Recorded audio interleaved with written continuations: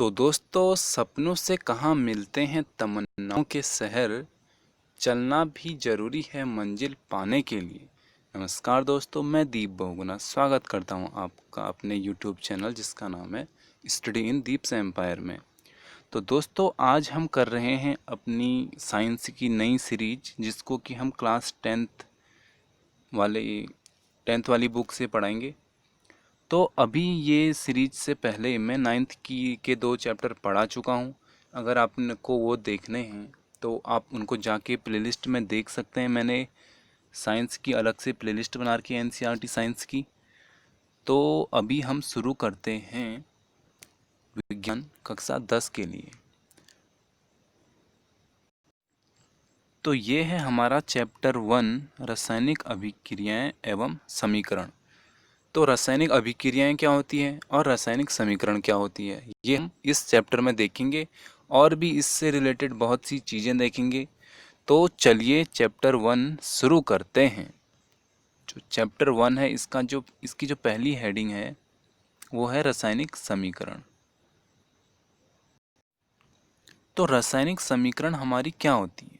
Normally अगर हम दो एलिमेंट ले लें, एक एलिमेंट ये मान लो प्लस एक एलिमेंट ये मान लो, इन दोनों को अगर हम ऐड करें तो जो हमारा तीसरा एलिमेंट आएगा वो हमारा क्या होता है, वही हमारी इस पूरी जो सीरीज हमने बना दी है इसको हम क्या बोलेंगे, रासायनिक अभिक्रिया बोलेंगे। और ये हमने दो एलिमेंट जोड़े, इसके बाद इन दोनों एलिमेंट को हम बोलेंगे अभिकारक। ठीक है। और जो हमारा अंतिम निष्कर्ष निकलेगा उसको हम बोलेंगे उत्पाद। उसको क्या बोलेंगे, उत्पाद। अभी एक एग्जाम्पल इन्होंने दे रखा है मैग्नीशियम और ऑक्सीजन का, यानी Mg प्लस O2 का। अगर हम Mg प्लस O2 करें तो हमको जो उत्पाद मिलता है वो मिलता है MgO। ये होता है हमारा मैग्नीशियम ऑक्साइड। तो मैग्नीशियम ऑक्साइड जो हमको मिला ये हमारा क्या है, उत्पाद है। तो जो हमको आंसर में मिला वो हमारा उत्पाद हो गया। और जो हमारा पहले के दो एलिमेंट दे रखे हैं मैग्नीशियम और ऑक्सीजन, ये क्या है, हमारे अभिकारक हैं। ठीक है। अब याद रखना अभिकारक क्या होता है और उत्पाद क्या होता है। अभिकारक जो हमको एलिमेंट दे रखे हैं जिनको हम जोड़ रहे हैं, ठीक है, जो या तो हम ये भी कह सकते हैं कि मूल तत्व यही है, इन दोनों तत्वों को जोड़ के हमने उत्पाद बनाया। इसके बाद हम आगे चलते हैं। अभिक्रिया में मैग्नीशियम तथा ऑक्सीजन ऐसे पदार्थ हैं जिसमें रासायनिक परिवर्तन होता है। इनमें क्या होता है, रासायनिक परिवर्तन होता है। इन्हें अभिकारक कहते हैं। किसको, मैग्नीशियम और ऑक्सीजन को अलग अलग। ठीक है। इस अभिक्रिया में एक नए पदार्थ, अब जो हमको निष्कर्ष मिला वो क्या है, हमारा नया एलिमेंट है। इसको हम क्या बोलते हैं, मैग्नीशियम ऑक्साइड बोलते हैं। और यही मैग्नीशियम ऑक्साइड हमारा क्या है, उत्पाद है। अब पहले हम ये सीखते हैं कि रासायनिक समीकरण जो होती है इसको लिखते कैसे हैं। ठीक है। तो जो हमारे रासायनिक समीकरण है उसको हम ऐसे नहीं लिखेंगे कि मैग्नीशियम हम हिंदी में लिख दें, मैग्नीशियम लिख रहे हैं मैग्नीशियम, ऐसे नहीं। ठीक है। तो इनके क्या होते हैं, अलग अलग, मैग्नीशियम का अलग फार्मूला होता है, ऑक्सीजन का अलग फार्मूला होता है। ये आपने 9th में पढ़ा होगा। ठीक है। तो यहाँ पे हम सीधे इसको Mg लिखेंगे मैग्नीशियम को, प्लस ऑक्सीजन को लिखेंगे O2। और जो हमारा मैग्नीशियम ऑक्साइड हो गया वो हुआ हमारा MgO। और जो हमारा बीच में ये एरो का निशान है ये क्या दर्शाता है, इसका मतलब ये है कि परमाणुओं की जो संख्या है, गिनती, उनकी क्या हम करेंगे, तुलना करेंगे। यानी इधर उधर जो है हमारे परमाणु बराबर होनी चाहिए।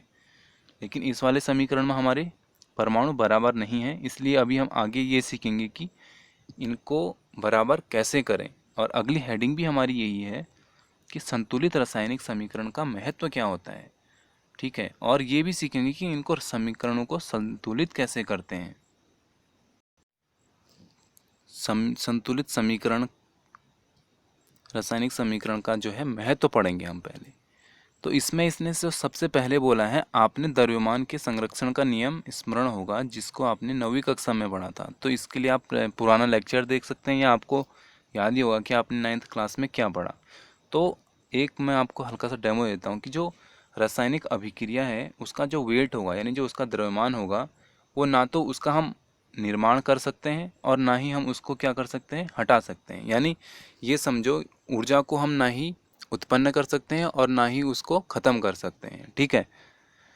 अर्थात किसी भी रासायनिक अभिक्रिया के उत्पाद तत्वों का कुल द्रव्यमान अभिकारक तत्वों के कुल द्रव्यमान के बराबर होता है। यानी जो हमारा ए प्लस बी समझ लो, जो ये होगा, ये हमारा जो उत्पाद आएगा ए बी, ये इसके वेट के बराबर होगा, यानी इन दोनों का जो द्रव्यमान होगा वो बराबर होगा। ठीक है, इसीलिए हम क्या करते हैं, समीकरण को संतुलित करते हैं। और हमारे जो समीकरण संतुलन का महत्व होता है वो यही है कि वो हमारा जो द्रव्यमान संरक्षण का नियम है वो फॉलो होना चाहिए। कौन सा नियम? ऊर्जा को हम ना नष्ट कर सकते हैं और ना ही उत्पन्न कर सकते हैं। ठीक है, दूसरे शब्दों में रासायनिक अभिक्रिया के पहले एवं उसके पश्चात प्रत्येक तत्व के परमाणुओं की संख्या समान रहती है। यानी जो उसके पहले जो एलिमेंट हैं इनकी जो संख्या होगी, परमाणु संख्या, वो जो बाद का जो एलिमेंट होगा हमारा जो उत्पाद बन के आएगा उसके परमाणु संख्या के बराबर होंगी। यानी यहाँ पे अगर हमको 2H दे रखा है प्लस O दे रखा है, ठीक है, तो ये हमारा 2H दे रखा है हमको और प्लस O दे रखा है, तो जो हमारा उत्पाद आएगा वो क्या आएगा? H2O। ठीक है, पानी ऐसे ही बनाना, जब हाइड्रोजन के हमारे 2 परमाणु मिले, ये हमारे हाइड्रोजन के 2 परमाणु मिले प्लस ऑक्सीजन का हमारा 1 परमाणु मिला, तब हमारा क्या बना? जल बना।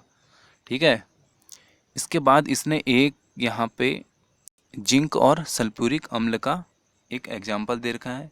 इन समीकरण को जिंक सल्फेट प्लस हाइड्रोजन, यहाँ पे हमारा एक तो जिंक सल्फेट निकलता है, जिंक प्लस सल्फ्यूरिक अम्ल की अगर हम अभिक्रिया करवाते हैं तो हमारा जिंक सल्फेट मिलेगा हमको पहला उत्पाद, और दूसरा उत्पाद मिलेगा हाइड्रोजन। और इस अगर हम समीकरण को लिखते हैं इन टर्म्स ऑफ रिएक्शन, जो इसकी केमिकल नेम होते हैं उनके अकॉर्डिंग लिखते हैं, तो ये हमारा हो गया Zn प्लस H2SO4। सल्फ्यूरिक अम्ल का जो फॉर्मूला होता है वो होता है हमारा H2SO4। ठीक है, तो हमारा जो उत्पाद मिलेगा वो मिलेगा हमको पहले जिंक सल्फेट। जिंक सल्फेट क्या होता है? ZnSO4 होता है।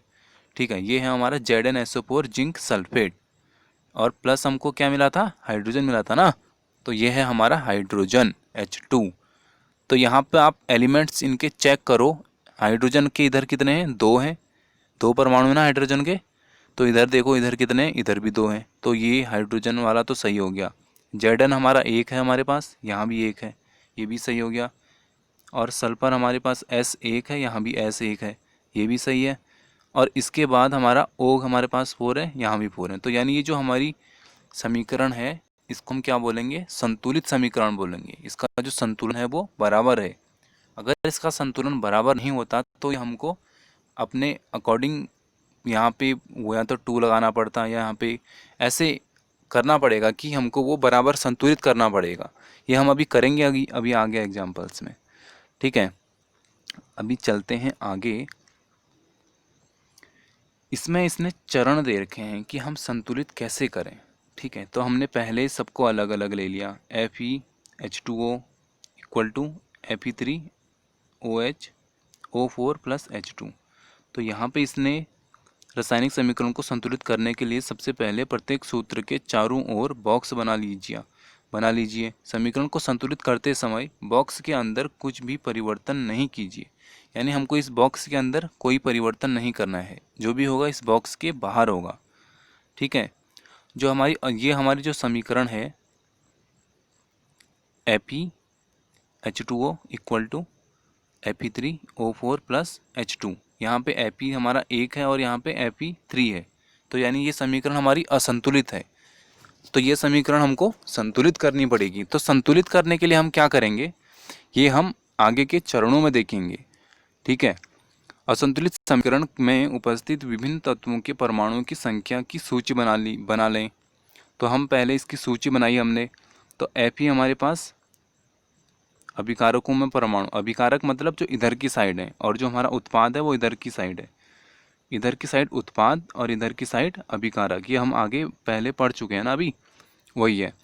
तो Fe हमारे पास 1 है, तो Fe हमारे पास 1 है, मतलब ना अभी हमने वहाँ पे परमाणु लिख लिए हैं। H हमारे पास 2 है और O हमारे पास 1 है। ठीक है, और यहाँ पे उत्पादों में हमारे पास H हमारे 3 हो गए, H हमारे 2 हो गए हैं, Fe हमारे 3 और O हमारे पास 4 हो गए हैं। ठीक है, सुविधा के लिए सबसे अधिक परमाणु वाले यौगिकों के पहले संतुलित किया। यानी जो अगर हमको अपनी सुविधा देखनी है कि हमको कैसे हम जल्दी से जल्दी करें, या तो आप एस्टिमेशन से कर लो, अनुमान लगा लो कि करके यहाँ पे हम एफ ई हमारा 3 है तो यहाँ पे क्या लगाएं, ठीक है। और या हम क्या करें कि जो जिसके सबसे ज़्यादा हमारे पास हैं, जैसे ओ हमारे पास 4 हैं, ठीक है, तो संतुलित करने के लिए हम क्या करेंगे, सबसे पहले ऑक्सीजन के परमाणु को संतुलित करेंगे। सुविधा के लिए सबसे अधिक परमाणु वाले यौगिक को पहले संतुलित कीजिए, चाहे वह अभिकारक हो या उत्पाद। यानी कंपलसरी नहीं है कि आपको अभिकारक देखना है, या तो वो अभिकारक हो या उत्पाद, कुछ भी हो चलेगा। उस यौगिक में सबसे अधिक परमाणु वाले तत्व को चुनिए, जो सबसे अधिक है वो चुनना है। इस आधार पर Fe3O4 और ऑक्सीजन के तत्व हम को चुनते हैं। दाईं ओर ऑक्सीजन के 4 परमाणु हैं, जबकि बाईं ओर केवल 1 है। यहाँ पे देखो बाईं ओर H2O, एक ही परमाणु है ना O का, और इधर आके 4 हो गए हैं, तो यानी हम सबसे पहले इसको ठीक करेंगे, ठीक है। तो हमने संतुलित करने के लिए 4 को 4 से गुणा कर लिया, ठीक है। याद रखना है कि एक चीज़ याद रखना कि जो परमाणु की संख्या है उसको हम बराबर करने के लिए हम अभिक्रिया में शामिल जो तत्व होंगे तथा यौगिक के सूत्रों में बदलाव नहीं कर सकते हैं, इसलिए हमने बॉक्स बना रखा है, ठीक है। इसके बाद हम अगले चरण में देखेंगे कि Fe तथा H परमाणु अब भी संतुलित नहीं है। अभी हमने यहाँ पे 4 से गुणा कर लिया है, ठीक है, लेकिन यहाँ पे हमने देखा कि Fe तो यहाँ पे 1 है और इधर 3 हो गए हैं, तो यानी Fe और H हमारे अभी संतुलित नहीं है। तो इसको संतुलित करने के लिए हम फिर से वही प्रक्रिया अभी अपनाएंगे। तो यहाँ पे हमने क्या किया, 8 से गुणा कर दिया है, ठीक है, संतुलित करने के लिए। क्यों? क्योंकि वहाँ पे सबसे बड़ा हाइड्रोजन के हमारे पास हाइड्रोजन कितने हो गए, 4 दूना 8 हो गए हैं ना। अब ये 4 जब गुणा हो जाएगा तो हाइड्रोजन के पास 4 ही हो गए, और गुणा 2 हो जाएगा तो 8 हो जाएंगे। अब इसके बाद हमको ये अभिक्रिया ये रिएक्शन तब तक करनी है जब तक कि हमारा ऐसे संतुलित नहीं हो जाता है। तो उसके बाद हम क्या करेंगे, Fe को 3 से गुणा करेंगे। Fe को 3 से गुणा करेंगे तो हमारा 3Fe हो जाएगा और 4 H2O हो जाएगा। उसके बाद जो हमारा उत्पाद आएगा वो Fe3O4 आएगा प्लस 4 H2 आएगा, ठीक है। आप समझ रहे हो ना जो मैं बोल रहा हूँ, I hope you are understanding. अंत में हम क्या करेंगे, इस संतुलित रसायन समीकरण की जांच करेंगे। जांच करने के लिए हम दोनों ओर के तत्वों को क्या करेंगे, परमाणुओं की संख्याओं का परिकलन करेंगे। ये देखेंगे कि किस साइड कितने परमाणु हैं, क्या वो पूरे मैच हो रहे हैं। तो चलिए देखते हैं। तो यहाँ पे क्या है, 3Fe है और इधर भी 3Fe है, तो यानी Fe वाला पार्ट तो मिल गया, ठीक है। तो चलो एक पार्ट तो हमारा मिल गया है। अब हम अगला देखते हैं, यहाँ पे 4H2 है, 4 है और H2 है। ऐसे अगर हमने लिखा है 4H2 तो जो हमारा 4 होगा वो 2 से क्या होगा, मल्टीप्लाई होगा, तो यानी H के कितने हो गए, 8 हो गए हैं, ठीक है। तो H के हमारे पास हो गए हैं 8, और इधर देखेंगे यहाँ पे हमारा क्या है, 4H2 है, तो यहाँ भी हमारे 8 हो गए हैं। और O के कितने हैं, O के इधर की साइड 4 है, यहाँ पे भी O4 है, तो यानी अब हमारी जो समीकरण है वो संतुलित हो गई है। रासायनिक समीकरणों को संतुलित करने की जो ये विधि है इसको क्या बोलते हैं, हिट एंड ट्रायल विधि कहते हैं, क्योंकि सबसे छोटी पूर्णांक संख्या के गुणांक का उपयोग करके समीकरण को संतुलित करने का हम क्या करते हैं, प्रयास करते हैं, ठीक है। भौतिक अवस्थाओं के संकेत लिखना। अब जो संकेत हैं उनको हम भौतिक अवस्था में लिखेंगे। इसके बाद हम पढ़ते हैं रासायनिक अभिक्रियाओं के प्रकार, यानी जो हमारे रासायनिक अभिक्रियाएं होती हैं ये कितने प्रकार की होती हैं, ठीक है। तो रासायनिक अभिक्रियाओं के हम प्रकार देख रहे हैं, तो सबसे पहले जो हम प्रकार देखेंगे वो देखेंगे संयोजन अभिक्रिया। अब ये संयोजन अभिक्रिया क्या होती है, इसके लिए हम पहले एक एग्जाम्पल देख लेते हैं इसका। ये है हमारे पास CaO। ये CaO क्या होता है, ये होता है हमारा बुझा हुआ चूना। उसके बाद है हमारे पास H2O यानी पानी। तो अगर हम बुझे हुए चूने में अगर पानी मिलाएं तो ये हमारा क्या बनेगा, सॉरी ये CaO जो था हमारा बिना बुझा हुआ चूना था, ओके। ये CaO हमारा बिना बुझा हुआ चूना था और इसमें हमने पानी मिला दिया यानी H2O मिला दिया, तो अब हमारा ये क्या बन गया, बुझा हुआ चूना बन गया, यानी Ca की होल ट्वाइस OH की होल ट्वाइस, ये हमारा क्या हो गया, उत्पाद हो गया है, ठीक है। तो जो हमारी पहली क्रिया है ये है हमारी संयोजन अभिक्रिया। अब ये संयोजन अभिक्रिया क्या होती है पहले हम ये देखते हैं। तो ये जब दो या दो से अधिक तत्व होंगे या यौगिक होंगे, ठीक है, उनका जो संयोग करके एकल उत्पाद का निर्माण करते हैं, तो ऐसी अभिक्रियाओं को क्या कहते हैं, संयोजन अभिक्रिया कहते हैं।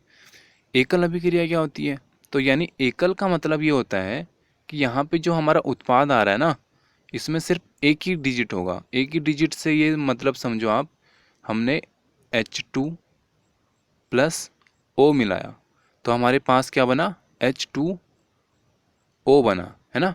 तो ये H2O हमारा सिंगल है, यानी एक ही पद में लिख रहे हैं ना हम इसको, तो ये सिंगल है, इसलिए हम इसको क्या बोल रहे हैं, संयोजन अभिक्रिया बोल रहे हैं, ठीक है।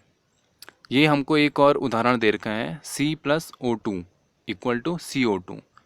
तो यहाँ पे भी हमको जो हमको उत्पाद मिल रहा है वो हमको एक ही मिला है ना, तो इसलिए ये भी उसी का एग्जाम्पल हो गया। और H2O का तो हमने पढ़ ही लिया है। अधिक मात्रा में ऊष्मा उत्पन्न अगर होती है तो इसमें अभिक्रिया मिश्रण जो है गर्म हो जाता है। जिस अभिक्रिया में उत्पाद के निर्माण के साथ साथ, यानी जिस अभिक्रिया में क्या होगा, उत्पाद का निर्माण हो रहा है उसके साथ साथ ऊष्मा भी उत्पन्न होती है। यानी अगर हमको उत्पाद तो हमको दे रखा है, उसके साथ हमको क्या मिल रही है, ऊर्जा भी मिल रही है, तो उसको उस वाली अभिक्रिया को क्या बोलते हैं हम, ऊष्मा सेपी अभिक्रिया, रासायनिक अभिक्रिया बोलते हैं। ये मोस्ट इम्पॉर्टेंट है, इसको आप जरूर पढ़ो कि ऊष्मा सेपी अभिक्रिया क्या होती है। तो मैं आपको इसको एक बार फिर से समझाता हूँ। तो जो हमारी ऊष्मा सेपी अभिक्रिया होती है वो क्या होती है, जैसे हमने यहाँ पे CH4 लिया, ठीक है, गैस ले लिया हमने CH4 प्लस हमने यहाँ पे ले रखा है O2 यानी ऑक्सीजन ले रखी है। तो जब हमने CH4 और ऑक्सीजन को मिलाया तो हमको क्या मिला, CO2 मिला प्लस H2O मिला, और H2O मतलब पानी मिला, प्लस हमको क्या मिली, कुछ हमारी ऊर्जा भी निकल रखी है यहाँ पे, ठीक है। तो जो हमारी ऊर्जा निकलेगी, यदि हमारी ऊर्जा निकलेगी तो हमारी हो जाएगी ऊष्मा सेपी अभिक्रिया। यहाँ पे ऊर्जा निकल रही है, यानी ये हमको उत्पाद वाली साइड में मिली है ना ऊर्जा। तो अगर हमको उत्पाद वाली साइड में मिलेगी तो ये हमारा क्या हो जाएगा, ऊष्मा सेपी हो जाएगा। बस ऊष्मा सेपी और ऊष्मा शोषी, दूसरा भी हम टर्म पढ़ेंगे ऊष्मा शोषी, इन दोनों में थोड़ा सा अंतर है, ठीक है। अगर हमको उत्पाद की साइड में अगर ऊर्जा मिल रही है तो ये हमारा ऊष्मा सेपी हो जाएगा। और अगर हमको ऊर्जा इधर से देनी पड़ रही है, एडिशनल ऊर्जा इधर से देनी पड़ रही है इस वाले पार्ट से, ठीक है, अभिकारक वाले पार्ट से, तो हमारे वो क्या हो जाएगी, ऊष्मा शोषी हो जाएगी, यानी वो ऊष्मा का शोषण कर रहे हैं, ठीक है। तो ये आप देखना एक बार, और ये मोस्ट इम्पॉर्टेंट है, ये एग्जाम में कंफर्म पूछा जा सकता है, ठीक है। और इसके बाद है यहाँ पे वियोजन या अपघटन, वियोजन क्रिया या अपघटन अभिक्रिया, ठीक है। तो ये हमारा दूसरा पॉइंट है। तो वियोजन या अपघटन अभिक्रिया क्या होती है, तो जैसे कि हम इसको एक एग्जाम्पल से समझते हैं। हमको दे रखा है FeSO4, ठीक है, FeSO4 दे रखा है, प्लस हम क्या कर रहे हैं, इसमें ऊष्मा डाल रहे हैं, ऊष्मा की उपस्थिति में हम इसको क्या कर रहे हैं, गर्म कर रहे हैं। तो हमको क्या मिलेगा, पहले तो हमको मिलेगा फेरिक ऑक्साइड। फेरिक ऑक्साइड का फॉर्मूला क्या होता है, Fe2O3, ठीक है, क्या होता है Fe2O3, इनके ना फॉर्मूले भी याद कर लिया करो, ठीक है। प्लस SO2 मिला, SO2 प्लस SO3, ये हमारी SO2 और SO3 क्या है, हमारी गैस हैं, ठीक है, ये हमको गैसें मिली। तो यहाँ पे हमने एक चीज़ नोटिस करो आप, जो हमको उत्पाद वाली साइड है, यानी ये साइड है हमारी, इस साइड हमको 3 एलिमेंट मिल गए हैं। एक तो हमारा Fe2O3 हो गया, दूसरा SO2 और तीसरा SO3। तो यानी हमको एक से ज़्यादा मिल गए हैं ना। तो ये एक से ज़्यादा मिल गए मतलब ये हमारा कौन सी अभिक्रिया हो गई, ये अभिक्रिया, हम इस अभिक्रिया को बोलेंगे वियोजन या अपघटन अभिक्रिया, ठीक है। और इस वाली अभिक्रिया में हम एक चीज़ आपने नोटिस किया कि हमने इसमें, आप एक एग्जांपल यहाँ पे देखो, यहाँ पे हमने तापन, यहाँ पे हमने इसकी तापन की उपस्थिति यानी ऊष्मा की उपस्थिति, यहाँ पे हम क्या कर रहे हैं, ऊष्मा की उपस्थिति में बना रहे हैं। अभी हमने जो इससे पहले आप यहाँ देखो, इससे पहले हमने ये देखा था कि यहाँ पे ऊष्मा हमारी निकल रही थी, है ना, ऊष्मा निकल रही थी, तो हम इसको क्या बोल रहे थे, ऊष्मा सेपी बोल रहे थे। और अब क्या हो रहा है, अब आप खुद ही देखो नीचे क्या हो रहा है कि हमको सूर्य का प्रकाश डालना पड़ रहा है और ऊष्मा डालनी पड़ रही है अपने हाथ से, मतलब हमको ऊष्मा की उपस्थिति में, तापन की उपस्थिति में हमको अभिक्रिया इसकी इनकी उपस्थिति में करवानी पड़ रही है, तो इनकी उपस्थिति में करवानी पड़ रही है, इसलिए हम इस अभिक्रिया को क्या बोलेंगे, ऐसी जो हमारी अभिक्रियाएं होती हैं इनको हम बोलते हैं ऊष्मा सोपी अभिक्रियाएं, ऊष्मा सोषी अभिक्रियाएं बोलते हैं। ठीक है, यही होती है हमारी ऊष्मा सोपी। और इन दोनों में अंतर आप आई थिंक समझ गए होंगे। आप इसको मैं इतना जोर दे के इसलिए बोल रहा हूँ क्योंकि यहाँ से एक क्वेश्चन पक्का पूछा जाता है। ठीक है, हमने देखा कि वियोजन अभिक्रिया में अभिकारकों को तोड़ने के लिए ऊष्मा, प्रकाश या विद्युत ऊर्जा की आवश्यकता होती है। जिन अभिक्रियाओं में ऊर्जा अवशोषित होती है उन्हें ऊष्मा शोषी अभिक्रिया कहते हैं। यानी हमारी जो ऊर्जा है वो अवशोषित होगी, यानी अगर हम उत्पाद वाली साइड से नहीं हमको मिलेगा ऊर्जा और दूसरी साइड हमको डालनी पड़ेगी ऊर्जा, तो वहाँ वो हमारी अभिक्रिया क्या होगी, ऊष्मा शोषी अभिक्रिया होगी। ये पॉइंट आप पक्का नोट करें। इसके बाद अगला हम देखेंगे विस्थापन अभिक्रिया। ये हम देखेंगे अपने पार्ट 2 में, चैप्टर 1 का जो पार्ट 2 आएगा उसमें हम देखेंगे विस्थापन अभिक्रिया और यहाँ से आगे। तो आपको ये लेक्चर कैसा लगा ज़रूर बताएं, ताकि मैं ऐसे ही आगे को भी पढ़ाते रहूं आपको। थैंक यू गाइस, और अगले पार्ट के लिए बने रहें मेरे साथ। Thank you so much.